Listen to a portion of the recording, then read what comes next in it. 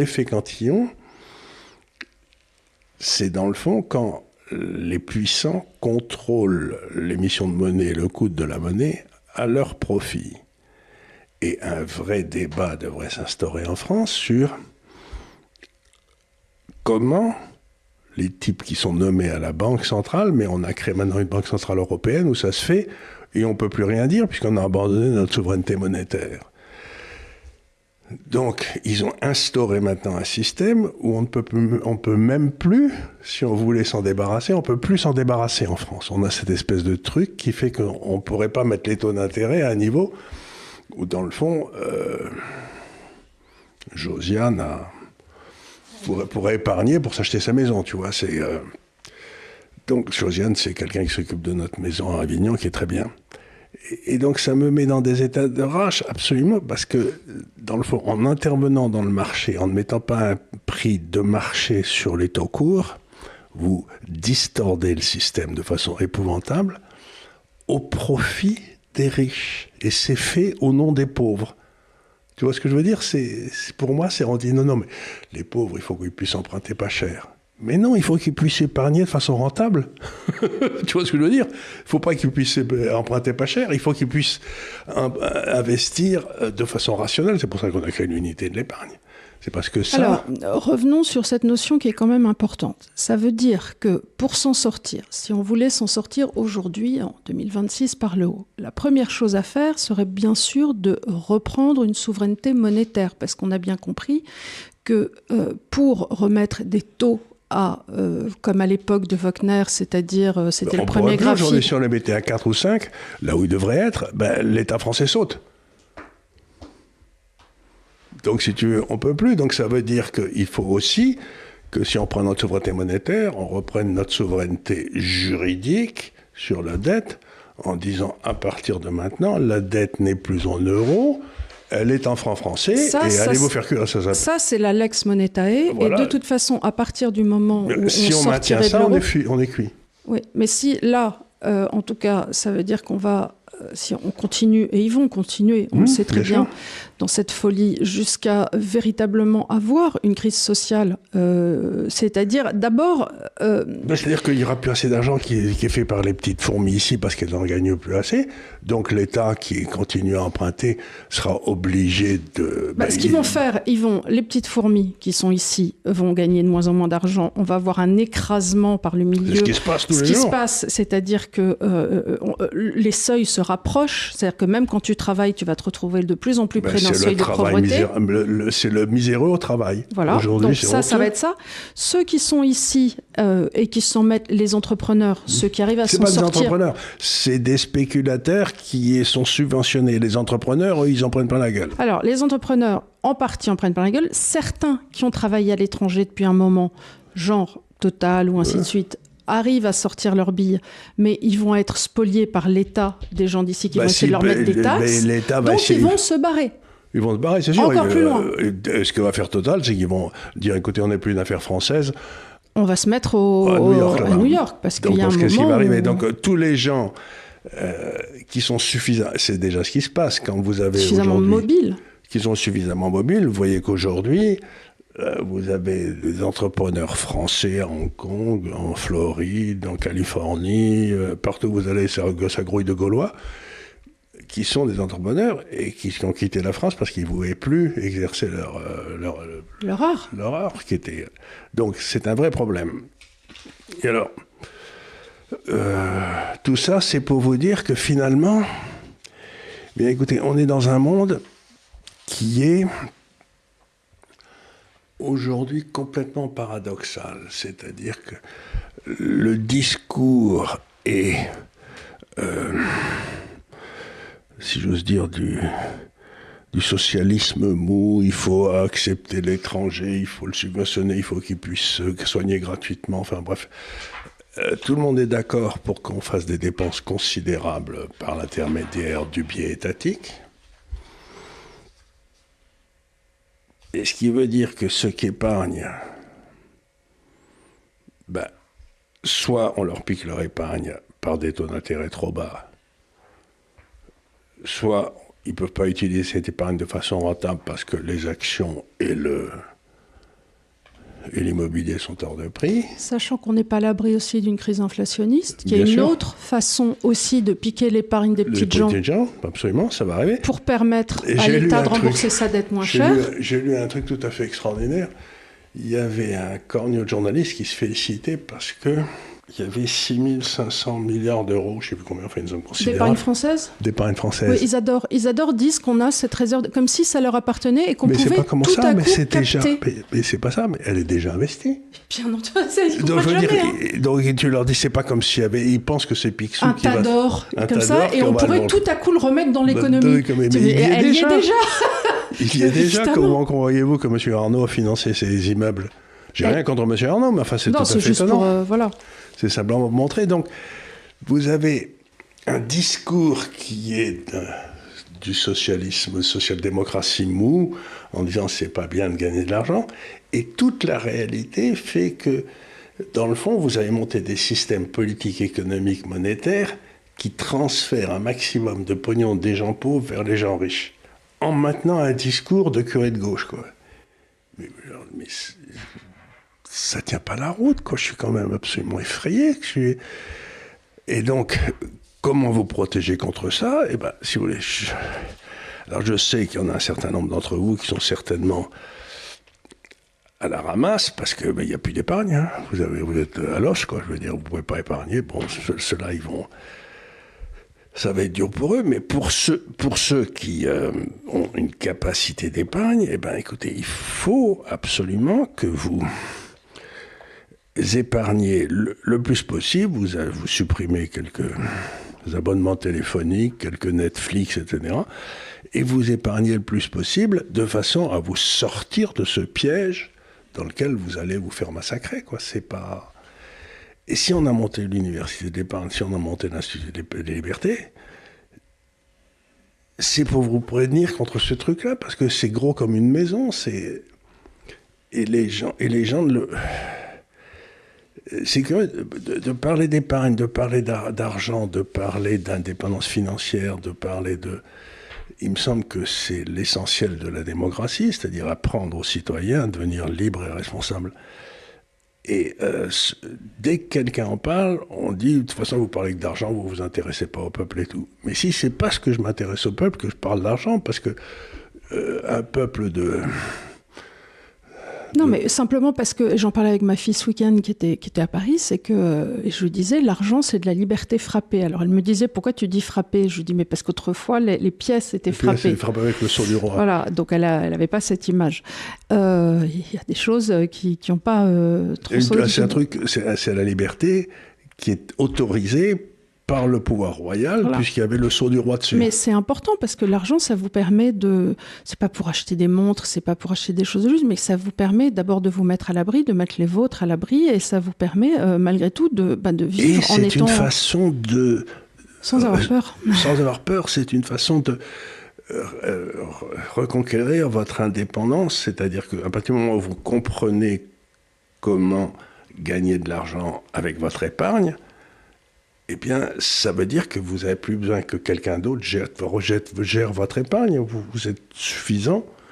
Et c'est comme de vous donner un métier autrefois, si vous voulez. Vous savez, c'est la vieille blague que disent les Chinois. C'est si vous donnez un poisson à un gars, il bouffera une journée. Si vous l'apprenez à pêcher, il vous bouffera toute sa vie.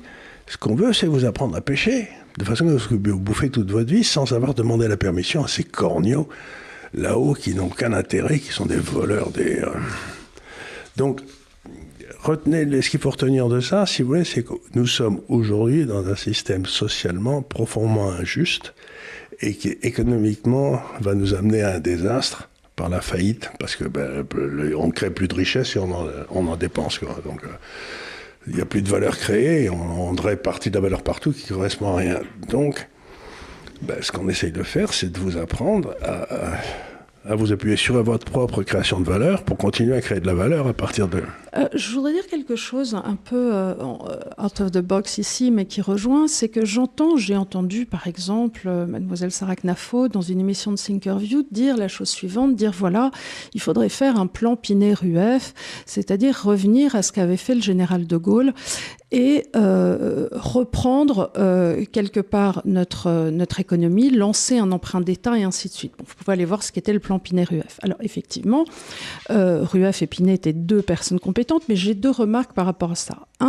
La première, c'est que l'époque de De Gaulle était une époque de croissance ricardienne, on vous en a déjà parlé, on n'est plus du tout dans ce monde-là. Donc encore une fois, transposer des recettes d'autrefois à un monde d'aujourd'hui ne fonctionne pas forcément, ceci pour les gens qui ont suivi nos travaux. Aujourd'hui, les autoroutes, elles sont faites. Elles sont faites, donc on ne va pas faire des autoroutes parallèles, on ne va pas lancer des emprunts d'État pour relancer ceci ou cela alors que l'État est déjà là, ça c'est la première question. La deuxième, c'est que tout ceci est très bien, mais je vous rappelle que dans le plan Pinet-Rueff, ce que mademoiselle Calfeau ne disait pas dans son entretien, il y a eu une très forte dévaluation.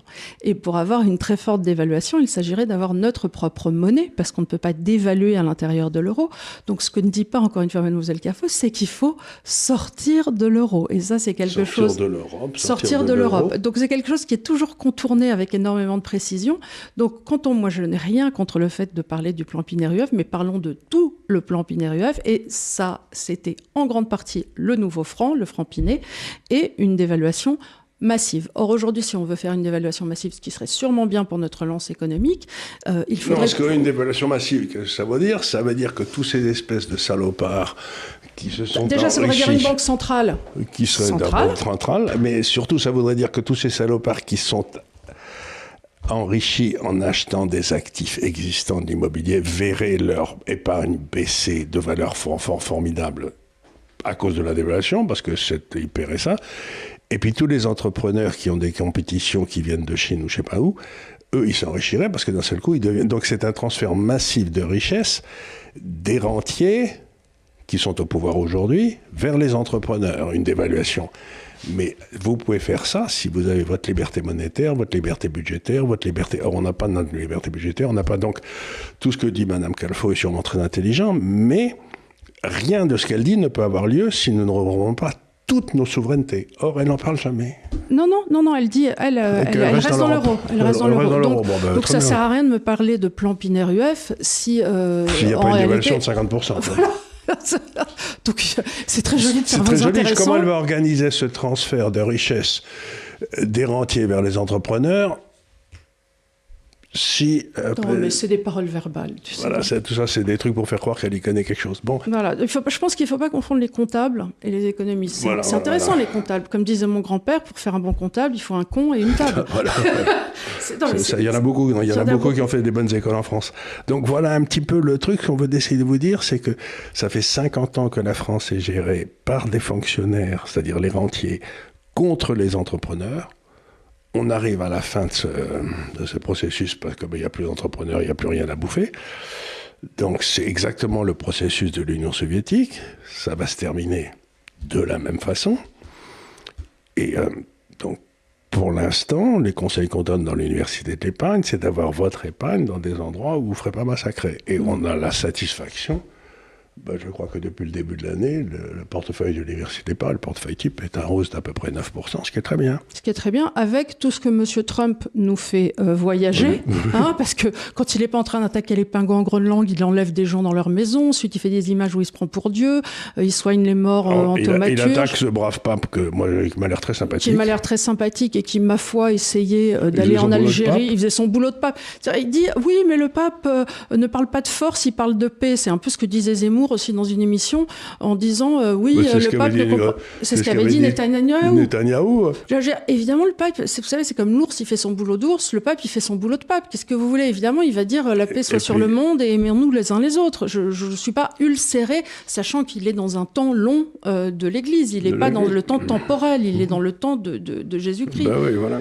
Donc voilà. Alors tout ça, c'est pour vous dire que vous avez aujourd'hui une dichotomie totale dans le discours dominant, la doxa, entre ce que annonce la doxa comme les buts du système, la justice sociale, etc., et la réalité de son action. Alors, tous les cas, je voudrais qu'aujourd'hui, vous appreniez par cœur cette règle, parce que voilà la règle qu'il faut apprendre par cœur. Vous savez, celle qu'on met au-dessus du tableau de la maîtresse. Des taux bas ne favorisent pas l'économie. Voilà. Non, et ne favorise en rien la croissance. La croissance. Ça favorise le gaspillage. Donc, vous devez vous dire taux bas égale non. Exactement. Et dans le cadre de l'université d'épargne, on va toujours chercher des endroits où on respecte d'abord l'épargnant en lui donnant une bonne rentabilité sans qu'il prenne de risques. Et une fois qu'on a respecté l'épargnant, l'argent est bien utilisé par des gens qui le payent à son vrai prix et qui du coup l'utilisent intelligemment. Donc, c'était la chose que tu racontais de madame quand on était à Saint-Sulpice, qui te disait, mais écoutez Charles, moi mon argent est placé sur, à l'époque, un Codévie, ça me donne du 8%, je trouve ça vachement bien. Oui, c'était une dame qui était tout à fait charmante, qui était une amie de ma mère, là-bas, à côté de Toulouse. Et en effet, un jour, pendant la grande inflation, elle est venue me voir, elle m'a dit « Charles, tout le monde gueule contre les taux d'intérêt élevés, mais écoutez, moi, je suis épargnante, à l'époque, c'était du 12 ou 13. 12 ou 13. Je trouve ça très, très bien. Je trouve ça rudement bien. Et je m'étais dit « Mais elle a raison, cette dame. Ouais. » Parce que l'inflation était 13 ou 14, donc elle ne touchait pas tant que ça. Oui, hein. au réel, Au bien réel, sûr. elle ne touchait pas tant que ça, mais enfin, elle était contente. Elle était contente, mais maintenant, si tu veux, aujourd'hui, on a pour les gens pauvres l'indice des prix des gilets jaunes, l'inflation est à 5 ou 6 et leur salaire est à 0, et leur épargne est à 0. Mais alors attends, parce que le pire, c'est qu'une inflation à 5 ou 6 sur des produits incompressibles, c'est-à-dire que quand ton énergie... Bon, à la rigueur, tu peux te dire, je ne sais pas, si le prix des Nike ou le prix des iPhones monte, tu te dis, je m'en achèterai pas. Par contre, tu ne vas pas arrêter de mettre de l'essence dans ta voiture. Tu peux pas. Donc, il y a des inflations qui sont vraiment en pleine tête. Et surtout que là, ça veut dire que comme ils dépensent 100% de leur pognon dans ces 3 produits, si un des 3 produits qui monte, ça veut dire qu'ils doivent en acheter moins des 2 autres, qui sont des besoins vitaux. Donc soit tu bouffes moins, soit tu bouffes moins bien, soit tu ne te chauffes pas, soit tu ne prends pas ta voiture. Mais c'est là où ils en sont réduits. Donc c'est ça qui me rend fou, c'est que ces politiques soi-disant socialistes où l'État va s'occuper de vous et tout, arrivent à un appauvrissement des pauvres qui est insupportable. Voilà. Moi je trouve que c'est pas normal que les gens qui travaillent ne gagnent pas de quoi vivre. Non mais bien sûr, mais je crois qu'on est tous d'accord. Oui, mais ils continuent à suivre des politiques qui amènent à ça. Oui, mais je pense qu'il y a une réelle déconnexion, comme on a pu avoir dans l'ancien temps, avant les monarchies, entre un certain pouvoir dirigeant et leur entrisme, et le peuple qui travaille. Et c'est en ça qu'on est peut-être... Mais l'écart entre l'indice des prix des pauvres et l'indice des prix des riches, il devient gigantesque. On voit très bien la décorrélation et le fait que ça commence à diverger de façon incroyable. Voilà. Par rapport à là. Et voilà, notre ami... Donc, quelque part, quand les gauchistes disent les riches deviennent de plus en plus riches, malheureusement, c'est vrai. Mais oui, mais ce qu'il y a, c'est que, encore une fois, il y a 2 sortes de riches, ceux qui sont devenus riches en prenant des risques et ceux qui sont devenus riches en ayant du capitalisme de connivence. Et là, c'est pas des riches qui ont pris des risques, c'est des risques qui ont fait des produits qui sont proches de l'effet cantillon. Ils sont copains avec les banquiers qui leur filent du pognon quand ils en ont besoin pour acheter des trucs qui sont en quantité limitée. Donc, les riches qui prennent pas de risques s'enrichissent, et ceux qui s'appauvrissent, c'est les preneurs de risques et les pauvres.